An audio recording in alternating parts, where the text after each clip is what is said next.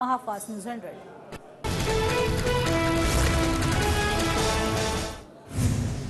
छगन भुजबळांना मंत्रिमंडळातून बाहेर काढा. शिवसेना आमदार संजय गायकवाडांची मागणी. मंत्रिमंडळात राहून भुजबळांची मराठ्यांप्रती तिरस्काराची भूमिका. संजय गायकवाडांचा निशाणा. माजी महापौरांचा दोष नसून त्यांच्या मागे असणाऱ्यांची चौकशी व्हावी. संजय राऊतांच्या चौकशीच्या टीकेवर संजय शिरसाटांची टीका. सरकारनं काढलेली सगळ्या चोऱ्यांबाबतची अधिसूचना अंतिम निर्णय नाही. अधिसूचनेवर सरकारनं हरकती आणि सूचना मागवल्या. भाजप प्रदेशाध्यक्ष चंद्रशेखर बावनकुळे यांची माहिती. मनोज जरांगे पाटलांवर कुणीही प्रतिक्रिया देऊ नका. देवगिरी बंगल्यावर झालेल्या बैठकीत अजित पवारांच्या सगळ्या मंत्री आणि आमदारांना सूचना. मराठा आरक्षणाच्या अधिसूचनेला ओबीसी संघटनांकडून कोर्टात आव्हान. ओबीसी वेलफेअर फाउंडेशनचे अॅडव्होकेट मंगेश ससाणी यांची हायकोर्टात याचिका. संविधानाविरोधात जाऊन सगळे चोऱ्यांची व्याख्या बदलण्यात येऊ नये अशी भूमिका. मराठा आरक्षणाचं प्रकरण कोर्टात गेलं तरी काही होणार नाही, तरीही आपली सावध भूमिका आहे. मनोज जरांगे पाटील यांचं वक्तव्य. राज्यातील सर्वेक्षण करण्यास आणखी 2 दिवसांची मुदतवाढ. 31 तारखेऐवजी आता 2 तारखेपर्यंत सर्वेक्षण सुरू राहणार. मुंबईत केवळ सत्ताधारी आमदारांनाच विकास निधी. मुंबई महापालिकेचा कारभार माहिती अधिकारात उघड. मुंबईतील 36 आमदारांपैकी 21 सत्ताधारी आमदारांनाच निधी. ठाकरे गटाच्या आमदारांना निधी देऊ नका. मुख्यमंत्री शिंदेंच्या अजित पवारांना सूचना. ठाकरे गटाचे आमदार अजय चौधरी यांचा दावा. शिंदे गटाचे आमदार अनिल बाबर यांचं निधन. वयाच्या 74व्या वर्षी घेतला अखेरचा श्वास. मुख्यमंत्री एकनाथ शिंदे बाबर यांच्या पार्थिवाचा अंत्यदर्शन घेणार. अनिल बाबर यांच्या निधनानं संवेदनशील लोकप्रतिनिधी गमावला. मुख्यमंत्री एकनाथ शिंदेंची अनिल बाबर यांना श्रद्धांजली. राज्य मंत्रिमंडळाची आजची बैठक रद्द. आमदार अनिल बाबर यांच्या निधनानंतर बैठक रद्द करण्याचा निर्णय. राष्ट्रवादी आमदार अपात्रता प्रकरणी विधानभवनात आज सुनावणी. विधानसभा अध्यक्ष राहुल नार्वेकरांसमोर सुनावणी होणार. नवीन सरकार आल्यानंतर पूर्ण बजेट घेऊन येणार पंतप्रधान मोदींचं वक्तव्य. तर संसदेत गोंधळ घालणं हा काही लोकांचा स्वभाव. गोंधळ घालणाऱ्यांनी आमचं 10 वर्षातलं काम पाहावं. मोदींचा विरोधकांवर निशाणा.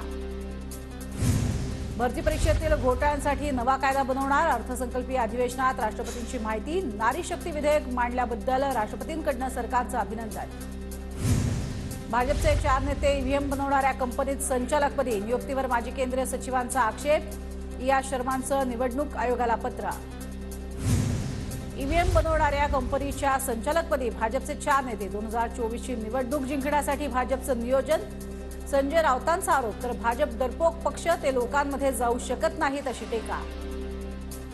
ईव्हीएम मशीन खोटी हे किरीट सोमय्या यांनी शिवसेना भवनात स्वतः सांगितलं होतं. ईव्हीएम मशीन बंद व्हावीत ही भाजप सोडून सर्व पक्षांची मागणी. चंद्रकांत खैरेंची प्रतिक्रिया.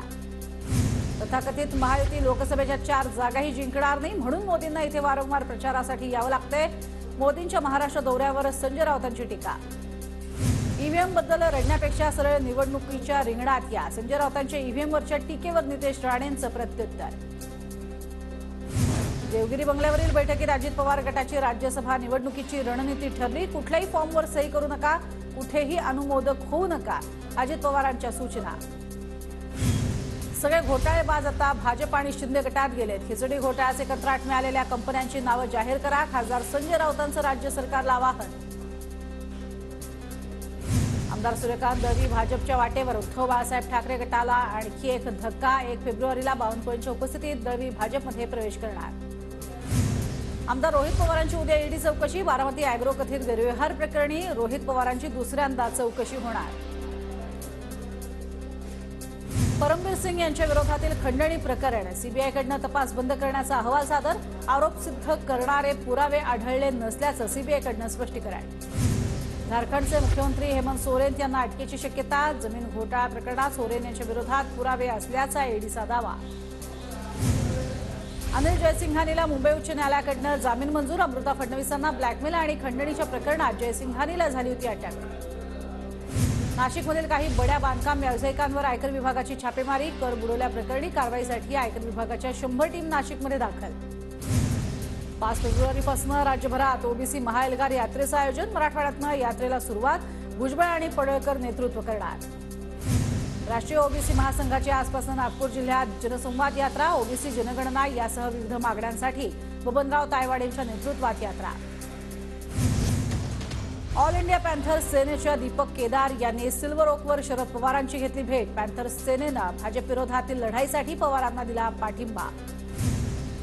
पुण्याच्या मुळशीमध्ये अजित पवार गटाकडून बैठकीचं आयोजन। बूथ कमिटी, बूथ रचना, आगामी महिला मेळाव्याच्या नियोजनासह विविध स्थानिक समस्यांवर चर्चा। दिल्लीत खराब हवामानाचा विमानसेवेला फटका। पुण्याहून जाणारी 3 विमानं रद्द झाल्यानं प्रवाशांचे हाल। पुणे विमानतळावर प्रवाशांचा गोंधळ। विमानाच्या उड्डाणाला उशीर झाल्यानं प्रवाशांचा विमानातच गोंधळ। पुण्यावरून दिल्लीला निघालेल्या विमानाला 15 तासांचा उशीर। पुण्याच्या पुरंदरमध्ये आपचे बेमुदत साखळी उपोषण सुरू। दुष्काळी परिस्थितीकडे सरकारचं लक्ष वेधण्यासाठी उपोषण। तात्काळ उपाययोजना करा, अन्यथा तीव्र आंदोलनाचा इशारा। मालेगावमध्ये एका वर्षात 319 कोटींची वीज चोरी। सील केलेल्या प्लास्टिक कारखान्यांमध्ये वीज चोरी उघड। कोट्यवधींच्या वीज चोरीमुळे खासगी वीज वितरण कंपनी अडचणीत। नाशिकच्या चांदवड तालुक्यात 70 गावांचा पाणी पुरवठा ठप्प। दुष्काळी परिस्थितीत पिण्याच्या पाण्यासाठी नागरिकांची वणवण। एमजीपीच्या अनागोंदी कारभारामुळे तालुक्यातील 44 गावांना पाण्याची झळ। सोलापूरच्या करमाळा तालुक्यात ग्रामस्थांचा उजनीच्या पाण्यासाठी उद्या रास्ता रोको। सोलापूर पुणे महामार्गावर रास्ता रोको आंदोलन करणार। इचलकरंजीमध्ये पाळंद रस्त्यासाठी स्वाभिमानीचं आमरण उपोषण। लेखी तोंडी निवेदन देऊन आंदोलन करूनही महापालिकेकडनं दुर्लक्षच। पुणे लोणावळा लोकलला रेल्वे राज्यमंत्री रावसाहेब दानवे आज दाखवणार झेंडा। कोविड दरम्यान बंद झालेल्या पुणे लोणावळा दरम्यान दुपारच्या सत्रातल्या लोकलच्या फेऱ्या सुरू। वाशिमच्या रिसोड तालुक्यामध्ये मतदारांना आकर्षित करण्यासाठी क्रिकेट स्पर्धेतून भाजप काँग्रेसचं शक्तीप्रदर्शन। आगामी लोकसभा निवडणुकीच्या अनुषंगानं जोरदार तयारी सुरू।